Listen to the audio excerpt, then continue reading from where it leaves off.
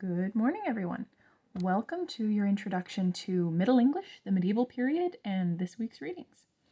The first piece that I'm going to have you work on this week, aside from some background reading in Harrison, is a medieval poem, but it's also a song called Sumere Ekumenin.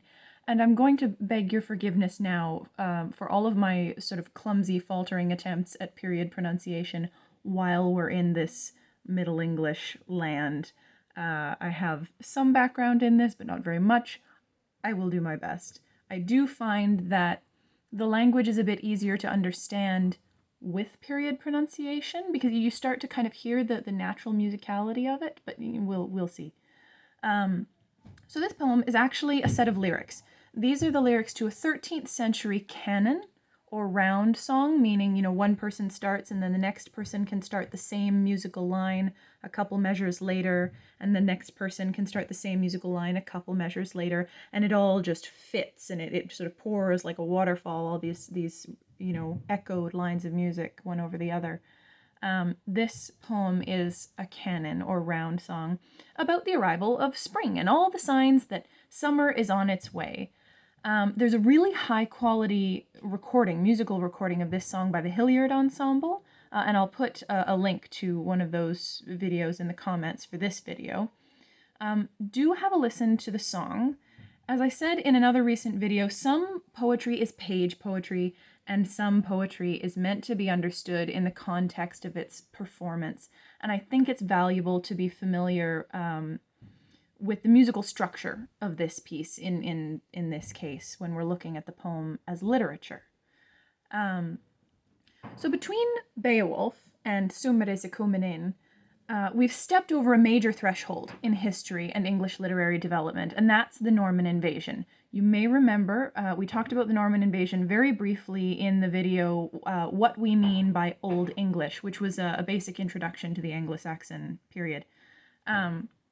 In the year 1066, William of Normandy, aka William the Conqueror, comes over from France with a massive army and runs roughshod over England with his muddy, muddy boots. And that's the Norman invasion. Quick timeline check. Beowulf is composed somewhere between 700 and the year 1000 AD, and William the Conqueror shows up in 1066, so 1066. So it's a quick transition there. And it's from that year, 1066, that literature marks the official beginning of the medieval period. The Norman Conquest then plays itself out over the course of the 11th century, and as a consequence, by the 13th century, or the 1200s, always tricky keeping that straight, so do be careful. By the 13th century, England has undergone another linguistic revolution, with Norman, which is a Proto-French language, sort of washing through the local speech and francifying it a bit, such that the language we're dealing with now is Middle English. We've progressed from Old English, heavily Anglo-Saxon, to Middle English, heavily French-influenced. So, to summarize, Anglo-Saxon literature is part of what we think of as the medieval period, but only in a sort of adjunct way. It's like the medieval period's prologue. Then chapter 1 starts with a bang, that's the Norman invasion, and it ends with the birth of this rape child, really, if you want to push the metaphor. William the Conqueror's rape child is Middle English. But to make that a bit more palatable, let's picture her as a beautiful, spunky, wildly talented young thing who doesn't give a toss, how she was brought into the world. England is her home, and England's tales are what she tells. That's Middle English for you. Think long braided hair and sweet voice and a wicked smile to go with her wicked sense of humor. That will give you a good sense of what kind of material you're going to be conjuring with in the pieces that we work on this week. Back to the poem. The scan that you have of Sumere Ekumenin comes from the Wascana Poetry Anthology, which is a wonderful Canadian compilation that is, alas, no longer in print. So I've given you a scan from my copy. It's untranslated. You'll have noticed that probably already. This is straight Middle English you're dealing with. And I know you're thinking, Beth, I I don't speak Middle English. I can't read Middle English.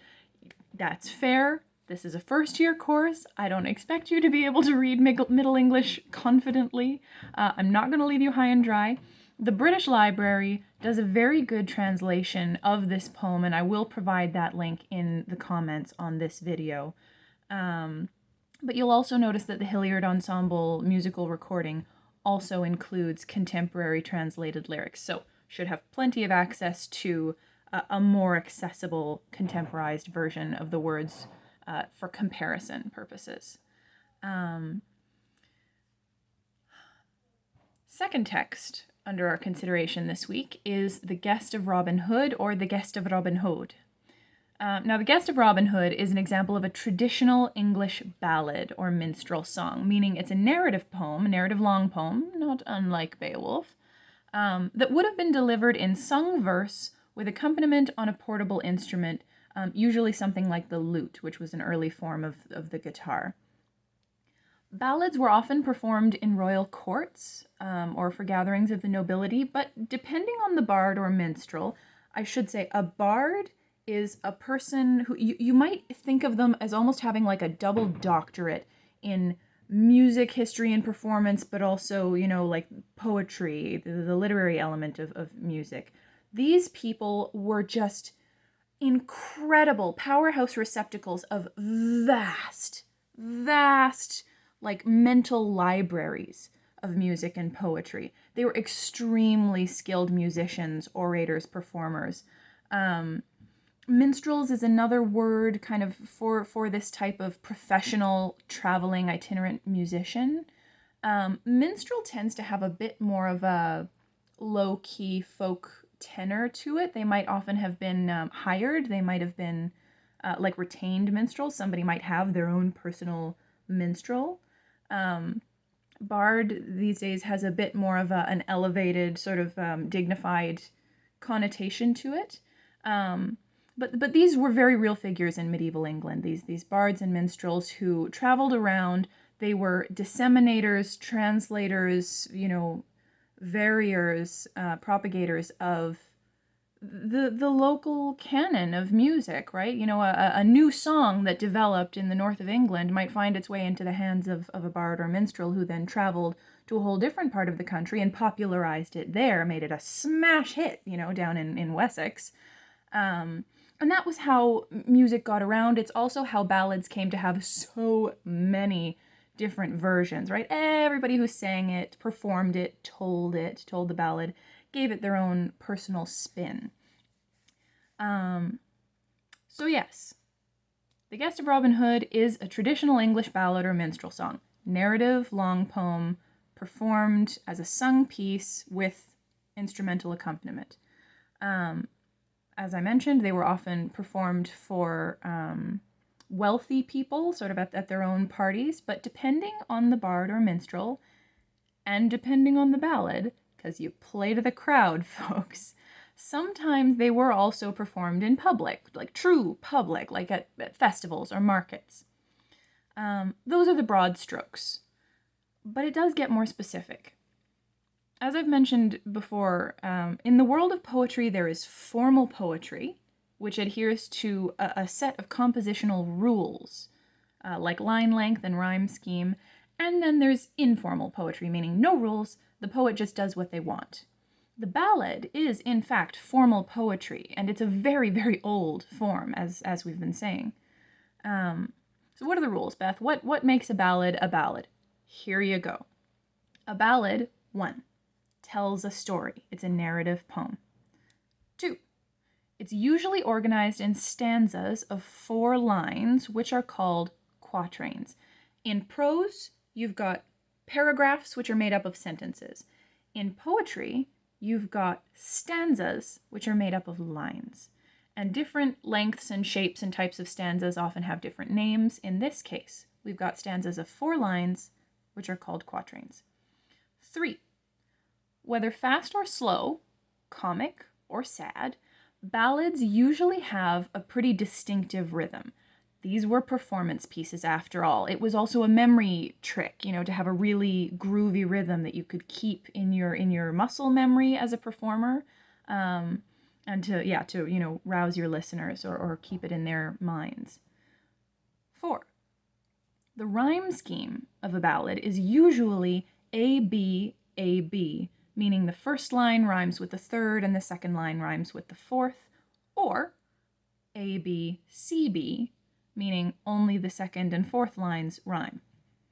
Here's an example of A-B, A-B from a traditional ballad called the Trois Sisters. Trois means two, also sometimes called the Bonnie Swans. You might know a version that was popularized by the Canadian folk singer Lorena McKennett. So it goes, "Oh sister, sister, lend me your hand, ah hey ho for me bonnie o. I will give you my house and my land, the swans swim so bonnie o. I'll give you neither hand nor glove, ah hey o and me bonnie o, unless you give me your own true love, the swans swim so bonnie o." Now that's a bit of a cheat, because the BB pairing is made up of a refrain, meaning the lines don't really rhyme, they just repeat. But that's a super common device in traditional ballads, that use of a refrain. So we'll chalk that up to a technicality. That's pretty normal. The Guest of Robin Hood uses an A-B-C-B scheme, meaning only the second and third lines rhyme. Take the first two quatrains, and again, I'll do my best at pronunciation here, but, roll with me. "Lithe and listen, gentlemen, that be of free boar blood. I shall tell of a goodye man, his name was Robin Hood. Robin was a proud outlaw, while as he walked on ground. So courteous an outlaw as he was one, was never none found." So, outlaw, ground, one, you found. A, B, C, B. Also, that opening line, "Lithe and listen, gentlemen," that call to attention, or the invocation of your listeners, "Hey everyone, listen up," that's a super common feature of ballads as well. It's almost shorthand, actually. It wouldn't be weird at all to hear somebody refer to traditional ballads as a collective, as a sort of genre, by talking about, the come all ye stuff. Incidentally, if you've seen the show Alias Grace on Netflix, which is an adaptation from a Margaret Atwood novel, you'll recognize the credits song for a very traditional ballad. And it starts the same way. "Come all ye fair and tender mates that flourish in your prime. Beware, beware, keep your garden fair. Let no man steal your time. Let no man steal your time." It's that "come all ye" thing again. Subject matter in a ballad. We're up to point 5 now. That was a bit of a pause on 4 to do with rhyme scheme and structure. 5, subject matter in a ballad usually pertains to just a few themes. It's just pretty predictable stuff. Lost or tragic love, supernatural happenings, recent events, shipwrecks, super popular. Shipwreck ballad, always going to kill your audience. That's going to go over large no matter what, because they're so sad. The exploits of a hero. That's another common one. So most really good ballads, like the juicy ones that stick, usually incorporate at least 2 of these themes or tropes, sometimes more. So for one example, there's a Romantic era revival ballad by Alfred Noyes called The Highwayman. If you're an Anne of Green Gables fan, you'll remember it from that. And it incorporates tragic or lost love with the exploits of an anti-hero, the highwayman, and something like a news event. It's basically a Bonnie and Clyde story. So, highway robber promises his lady love that he'll come home by the following night, even though he's going out to do dangerous daring do. But British soldiers break into the safe house and lay a trap for him. There's an ambush waiting.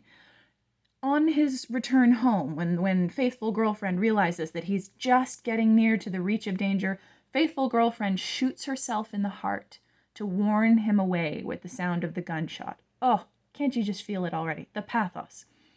Highwayman learning of his lover's death, goes mad with grief, charges into the maw of danger, and is killed by the British soldiers. Very much not the heroes in this narrative. That highwayman, the sort of heroic criminal anti-hero, he's our guy. That's classic stuff. The Irish ballad, Irish and Scottish sort of at the same time that I quoted from earlier, the Ballad of the Trois sisters. That's a story about one sister who murders another by drowning her in the river. Often, the ballad describes the drowned sister as fair and the murderous sister as dark, or, like blonde and brunette. So the fair sister's body is later discovered downstream, usually by a farmer or passerby. That's a recent event. Check. Murder and discovery of the body. Why did the dark sister murder the fair sister? For jealousy over a man.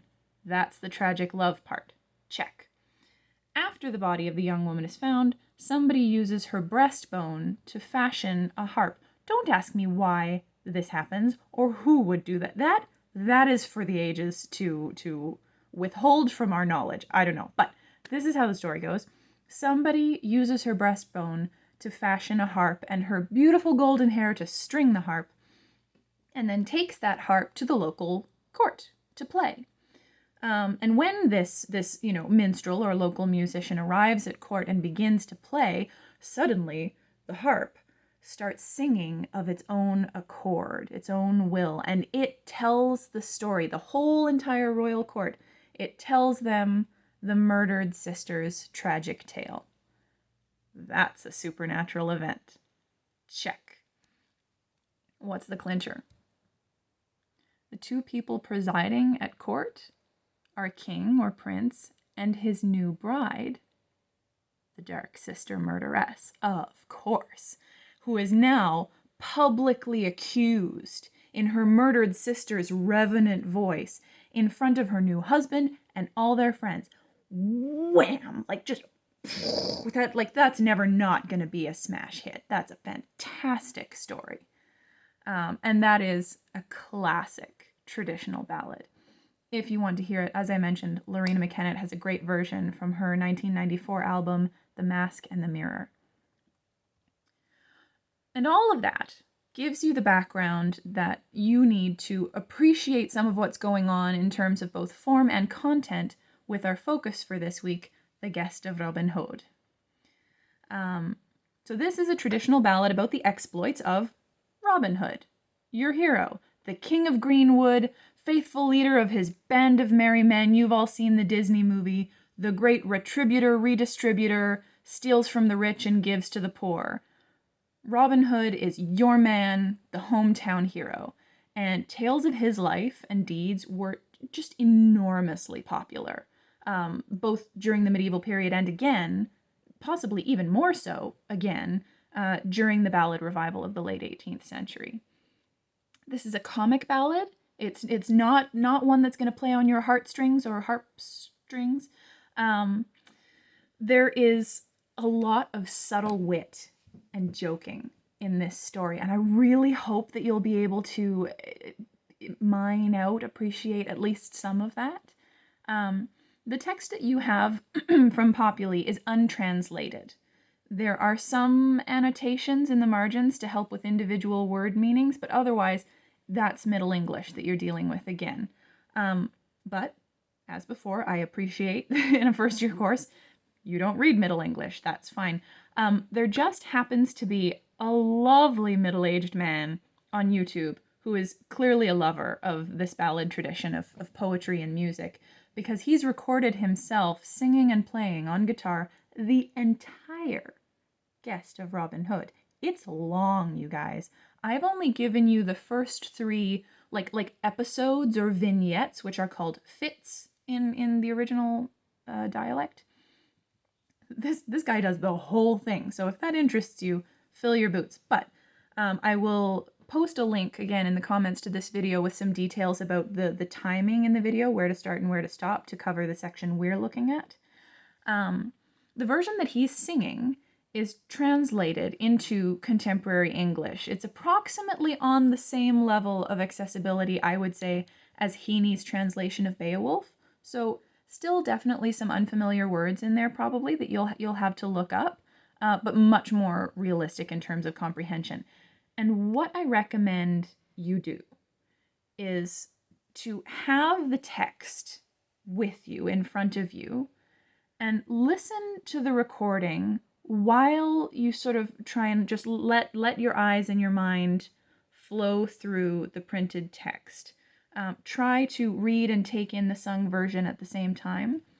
My hope is that this will help prevent you from getting bogged down too much in trying to understand every single original word in the printed text and keep you sort of bobbing along with the music at the pace of the story, or the pace the story is intended to have, and just take in the overall shape of the plot events and the characters.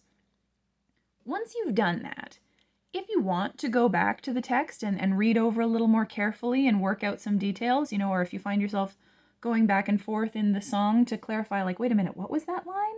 And okay, if I compare the translations, oh, that word means this, okay.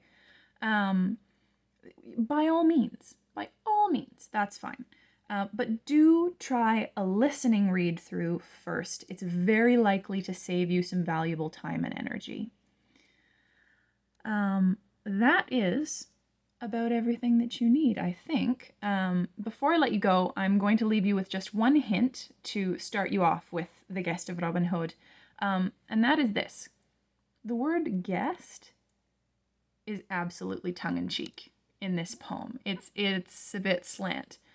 Robin Hood's dinner guests are all invited in this poem, but look carefully as you're reading to see whether you think that invitation is one the guests can turn down, or whether it's sort of rhetorical. And is it always the same, or are some of these invitations more forcible than others? Good luck, and keep your eyes peeled.